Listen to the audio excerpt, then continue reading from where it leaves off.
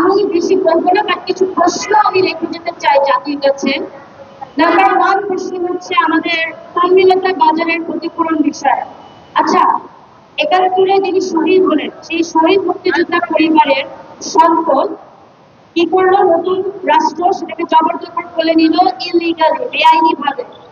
সেই বিষয়ে প্রতিকার যেতে যেতে যেতে যেতে হাই স্কোর পর্যন্ত চলে গেছি আমরা। আজ পর্যন্ত যারা ফ্যাসিস্ট আমলে যারা ছিলেন তারা তো অবশ্যই আমাদেরকে ঘুমপাড়ানি গান বলেন, ভোট থেরাপি বলেন, আসার কোনো শেষ দেয় নেই, but at the end of the day we have no result. ভয়ঙ্কর বিষয় এটাই যে এখনো ইন্টারিম গভর্নমেন্ট, অনেকেরা আমাদের ম্যানেজাররা জিজ্ঞেস করে থাকে যে এখন তো তোমাদের ইন্টারিম গভর্নমেন্ট এসে পড়ছে, সো হোয়াটস দ্য প্রবলেম নাও, এখন কেন সলভ হচ্ছে না? It's already been 1 year 3 months। এই কারণেই সলভ হচ্ছে না, কারণ তাদের ভিতরে আত্মাগুলো এখন ঢুকে গেছে। এবং সবচেয়ে বড় কথা, যারা বিউরোক্র্যাটস আমলারা আছেন তারা অবশ্যই যেখানে যেভাবে ছিলেন সেভাবেই আছেন। সো অ্যাজ আ রেজাল্ট কোনো একদিন উপদেষ্টা যদি একটু ভালো কিছু করতেও যায়, তাদেরকে তারা বিভিন্ন রকম ম্যাল প্র্যাকটিস আর এভরিথিং দিয়ে তারা গাইড করে যে এইভাবে না স্যার, এইভাবে। অ্যাজ আ রেজাল্ট কারণ যদি একটু উপদেষ্টাদের একটা খুব ভালো কিছু হতেও যাচ্ছিল যে না বস্তিবাসীরা কষ্ট পাচ্ছে, এত কিছু এটা সেটা, বাট সেটা হয়ে উঠছে না। Number one. নাম্বার টু হচ্ছে আমরা আজকে নিয়ে হচ্ছে 48তম দিন চলছে।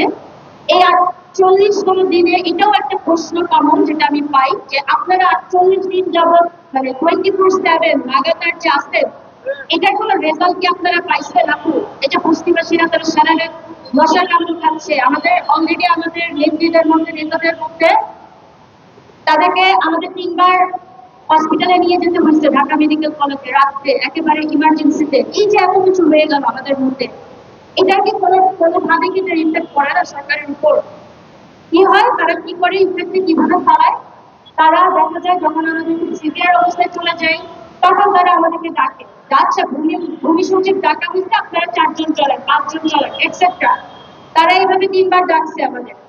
আমরা যখন ভিতরে যাই, আমরা যখন ভূমি সচিব স্যারের সামনে বসি, তারা আমাদের প্রত্যেকটা দাবি, সে বলে এটা ন্যায্য দাবি, এটা কোর্টের আদালতের রায় আছে, আমরা অবশ্যই মানবো, কিন্তু আমাদেরকে এই সময় দিতে হবে, ওই সময় দিতে হবে। আচ্ছা, দিলাম সময় তাদের, স্যার আচ্ছা ভূমি সচিব স্যার, আমরা আমরা আর কি চান বলেন? না, আমরা একটা তদন্ত কমিটি করব যে আদৌ যে বস্তি পুনর্বাসন প্রকল্প যেটা ভাষাতে, সেখানে আদৌ কারা অ্যাকচুয়ালি রাইট, কারা রং, কে কি অনিয়ম দুর্নীতি কি করছে, এটা তদন্ত করাটা খুবই জরুরি।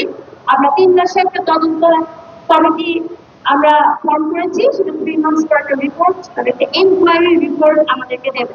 তো স্বাভাবিকভাবে যদি 3 মাস পার হয়ে যায়, 4 মাস আছে, 8 মাস আছে, আসতেছে আসতেছে, তারিখ যাচ্ছে যাচ্ছে যাচ্ছে।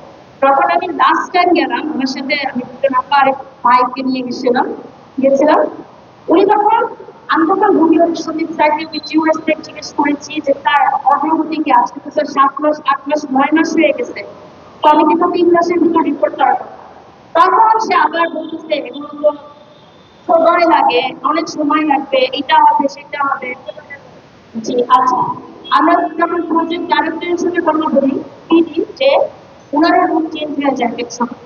তো এই আসলে এই যে রুটগুলো তারা চেঞ্জ করে বারবার, একটা বারও কিন্তু বলে না ন্যায্য দাবি না, এই কথা কিন্তু একটা বারও বলে না, বরঞ্চ বলে ন্যায্য দাবি আমরা করে দিব, আমরা করে দিচ্ছি, এভাবেই চলতেছে।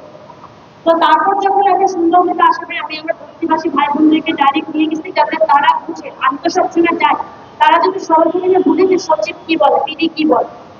এখন যেটা হয়েছে, আমাদেরকে তারা সেভাবে কোঅপারেশন করতে পারতেছে না, পুলিশরা এক এক সময় এক এক রকম করছে আমাদের সাথে, অনিয়ম জেনে শুনে, যে ভাই এটা তো শহীদ মুক্তিযোদ্ধা পরিবার আর এরা হচ্ছে ভুক্তভোগী জনতা, এদের এখন পিঠ দেয়ালে থেকে গেছে, 48তম দিন চলতেছে তার।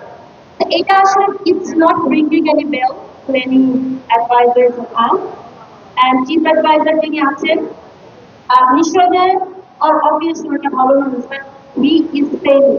আজকে আমি বলতে বাধ্য হচ্ছি, chief adviser doctor Mohammad Yunus, you have fail, you have fail. আপনি এমনভাবে ফেল করছেন এবং করে যাচ্ছেন, ছোট মানুষ হিসেবে বলছি বা একটা সিটিজেন হিসেবে বলছি, it's just shame on you.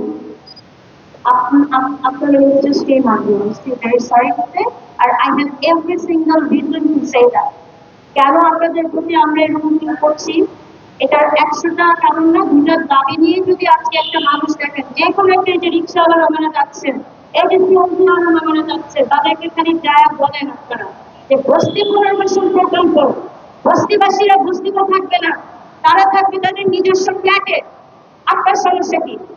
What's your problem? তারা তাদের মতো ফ্ল্যাটে থাকবে। সবচেয়ে বড় কথা কি, আপনি যে সরকার, আপনি যে ভূমি মন্ত্রণালয় আপনার কাছ থেকে তো ভাই একটা টাকাও নিতেছিলেন না। আপনার পকেট থেকে তো একটা টাকাও আপনি খরচ করবেন না, কিন্তু বস্তি পুনর্বাসন হবে। এর চেয়ে সহজ আর কি আছে ভাই? একটা রিক্সাওয়ালা বলুন, তাই তো সরকারের টাকা দেওয়া লাগবে না, বস্তি পুনর্বাসন হবে, আমরা বস্তিতে থাকবো না, এতে বড় কিছু আর কি আছে? এবার এটা যে হয়, এটা আমরা দেখিয়ে দিই। এটা যে সম্ভব, এটা যদি কথা না, এটা যে সম্ভব, প্র্যাকটিক্যালি যে সম্ভব, এটা আপনারা মাধ্যমিক প্রথমে গেলেই আপনারা দেখতে পারবেন এটা কি ছিল আর কি করা হচ্ছে। তো এটা কোনো বিষয় না, বিষয় হচ্ছে কি আসলে আমরা এখন ভোটার করছি, আর আমাদের এটা কোনো ব্লক জাস্টিস বা কিছু না। আমরা 53 বছর যাবত শহীদ মুক্তিযুদ্ধের পরিবার, আমরা আমাদের দাবি নিয়ে বলছি, এটা আমাদের রাইট, এইটা আমাদের রাইট, এটা আমাদের অধিকার। আপনি কে যারা অধিকার আপনারা ইউজ করবেন? ওনাদের বাসস্থান পাওয়া এটা ওনাদের রাইট, এটা ওনাদের অধিকার। Who are you to take this right away from them? No. আমরা গিয়েছি। এবার আমরা আরেকটা কথা আজকে বলে দিয়ে যাচ্ছি আপনাদেরকে, এই যে 28শে সেপ্টেম্বর 2025, এই ডেটটা আমরা হরতাল থেকেছি, এই হরতালটা পুরো ঢাকা শহর জুড়ে হবে। কি হবে না হবে আগেই বলে দেই, কোনো ভালো কিছু হবে কিনা, না মন্দ হবে, না কি হবে, আমরা অগ্রিম কিছু বলতে পারছি না। It something, it could hurting, we don't know. আমরা এতটুকু জানি সরকার আমরা হার্ডলাইনে যাবো না ভাই, আমরা হার্ডলাইনে যাবো না যদি কিনা এই সরকার যদি 27শে সেপ্টেম্বরের মধ্যে তারা যদি অ্যাকসেপ্ট করে নেয় আমাদের যে দুইটা ডিমান্ড, মুক্তিযোদ্ধা পরিবারের এবং বস্তিবাসীদের, এটা যদি ওনারা 27 তারিখে রাত 12টার আগ পর্যন্ত সারাদিন পুরো জিনিসটা দুটো দাবি তারা অ্যাকসেপ্ট করেন, আমরা 28 তারিখে আমরা ইনশাল্লাহ হরতালে যাবো।